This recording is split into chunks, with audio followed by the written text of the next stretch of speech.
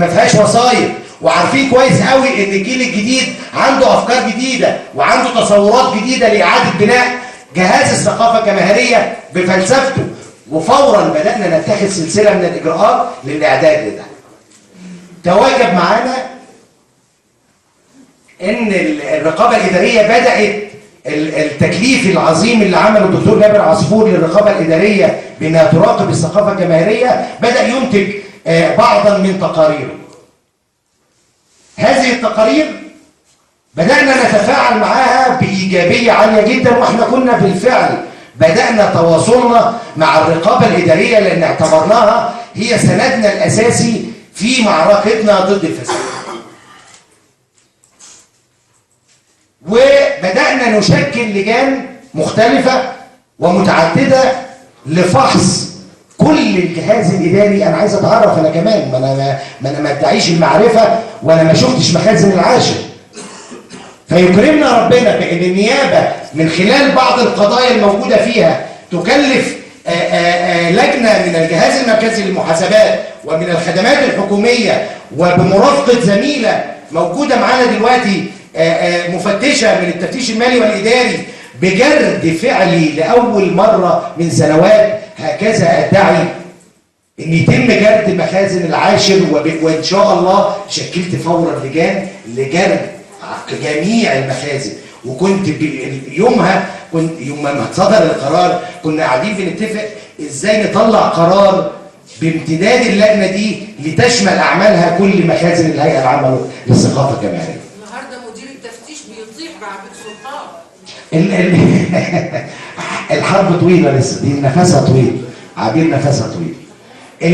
المساله فورا شكلنا لجنه لفحص الخطه الخمسيه من 2008 وده بالتعاون مع الرقابه الاداريه ل 2014. قلت انا عايز اتعرف، انا كل ما اسال احس ان الخطه دي وكانها عمل ساحر. المشروع بيبدا ب 2 مليون جنيه وتكتشف ان ما يستجد من اعمال يصل الى 50 و40 و60 مليون جنيه وما احناش عارفين ايه العله، ومع ذلك كل العمليات مفتوحه ومستمره. ممكن يبقى في بعض المقاولين الشرفاء بيعانوا معاهم، انا ما بتهمش احد، انما في واقع الفعل الواقع العيني ان كثيرا من المال العام ادركت وانا بشوف حديد قصر ثقافه المنيا منذ اكثر من 20 سنه، وانا بشوف مبنى قصر ثقافه بلدي الفيوم وهو يقعد اكثر من 20 سنه حبسا للمال العام. ملايين الملايين كانت موقوفة ونحن بدون قصر ثقافة من أجل ما يستجد من أعمال. أنا اكتشفت أن الهيئة غنية.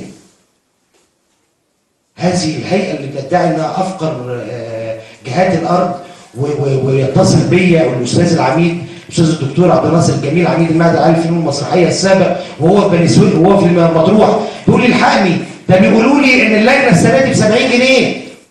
قلت له انت فاكر ايه؟ ما احنا طول عمرنا شغالينها ب 70 جنيه. لجنه المشاهدات في نوادي المسرح. ليه؟ لان البهوات مش عايزين يطبقوا اللائحه المعتمده نتيجه الظروف الماليه، لان موازنه المسرح لا تسمح. ما نقدرش نفتح فرق جديده يا اخوانا. ليه؟ لان الميزانيه خلاص اتحطت. يا اخوانا عايزين نعتمد فرقه توشكا، عايزين نعتمد فرقه حلايب وشلاتين اللي اتكلمت عنها واللي الزملاء موجودين هناك، احمد ابو خنيجر ومحمد فؤاد بيعملوا بالفعل، هيشتغلوا. سيبكم بصوا اقول لكم على حاجه. في لحظه من اللحظات لما دخلنا الثقافه الجماهيريه دي قعد اساتذتي واللي منهم ناس موجوده دلوقتي واصدقائنا حمدي حسين وعزت زين ومحمد حمد والشهيد صلاح حامد وغيرهم كتير جدا. كنا بنقول نخش نشتغل، احنا كنا شغالين في نادي المسرح المصري وشغالين في احزاب زي التجمع وزي حتى قلنا احنا نشتغل براحتنا، ننضم ليه للثقافه الجماهيريه؟ كان السؤال الاساسي بتاعنا لا الحريه. ثقوا تماما ان محدش هيتدخل في شغلكم. ثقوا تماما ان انتوا هتشاركوا في اداره المؤسسه. هو ده اللي علمه لنا سعد الدين وهبي. هو ده اللي علمه لنا سامي طه وعبد الرحمن الشافعي واسماء عظيمه كتيره اشتغلت في هذا الجهاز اخطأت واصابت وتفاعلت ولها تجربتها. اتعلمت من كل دول، بتعلم من كل دول، بتعلم من تلامذتي زي ما بتعلم من شيوخنا واساتذتنا والقيادات السابقه زي صلاح شريط وغيره من القيادات القويه. يمكن اسماء كتير من العامه ما يعرفوهمش، لكن هم فاعلين على ارضهم، هم موجودين، مثقفين وقوة ثقافية حقيقية على الأرض، مش محبوسة جوه جدران المجلس الأعلى للثقافة. قوانا المدنية الحقيقية اللي كنا بنلف عليها قبل 30/6 اللي يدل على إن مدينة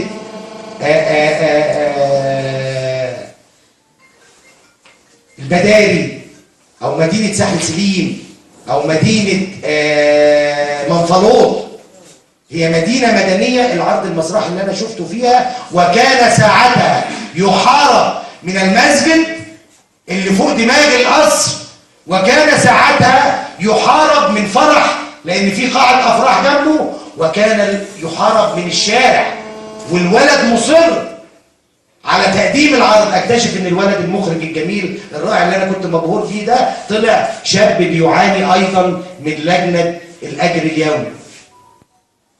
ففورا اشكل لجنه للاجر اليومي علشان تفحصه، فنكتشف مصايب سودة، مصايب سودة،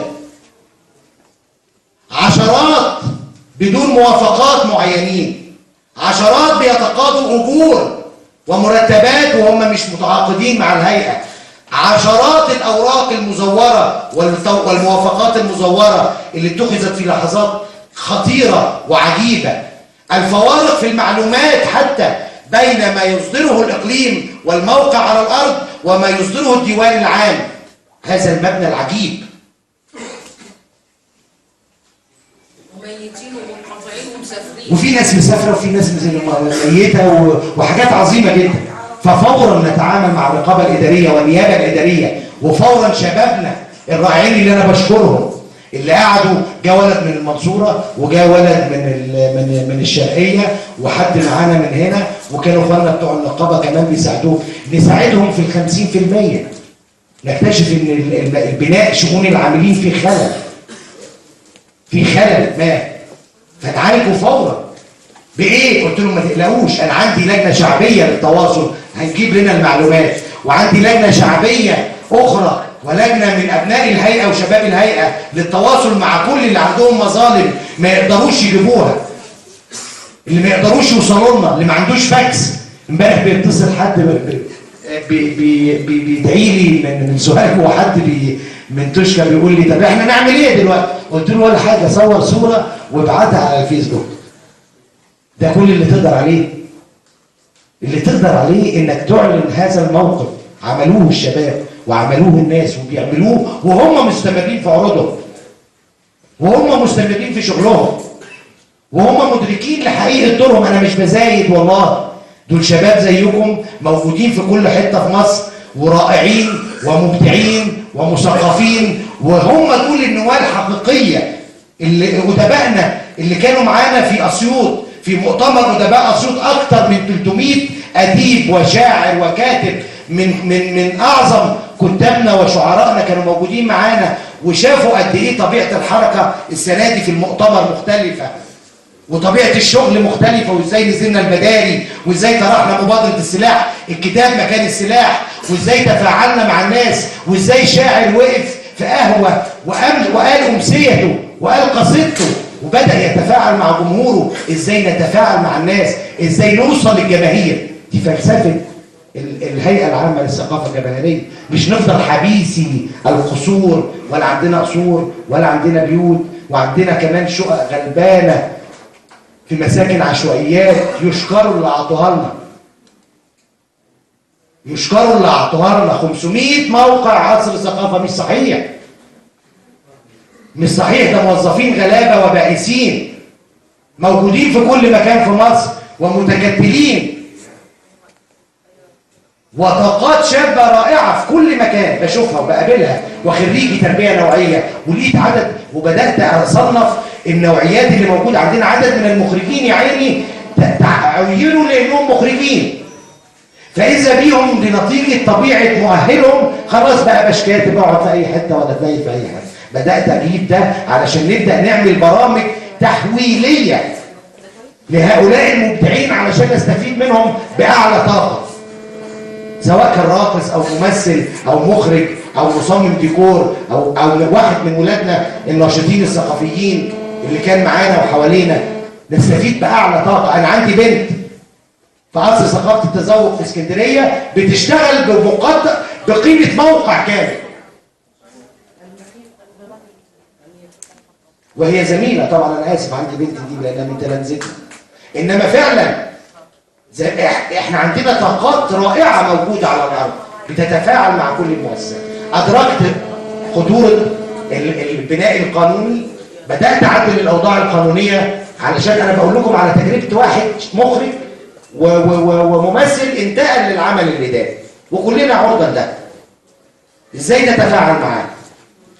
ازاي تسلح نفسك بادوات اداره حديثه، مش تقول زي معالي الوزير ما بيقول انه اتهمني بالتزوير في محضر رسمي وهو لا يدرك ان هذا المحضر كله لا يعتبر مستندا رسميا الا بعد توقيع السيد الوزير وتصديقه عليه، وهو لحد دلوقتي الى الساعه اللي بكلمكم فيها لم يصدق على محضر الجلسه السابقه اللي انا احلتها للنيابه العامه، واللي كان رأي المستشار القانوني للهيئة والوزير برضه ما يعرفش للأسف البالغ إن في قرار معمول من رئيس الهيئة السابق للمستشار القانوني للهيئة أولا إن هذا الرجل هو ليس عضوا في مجلس الإدارة وهو مستشار جليل وبنشكره على جهده اللي عمله معانا في الفترة اللي فاتت أيا ما كانت ما لنا من تحفظات على طريقة الإدارة. نلوم زملائنا من الإداريين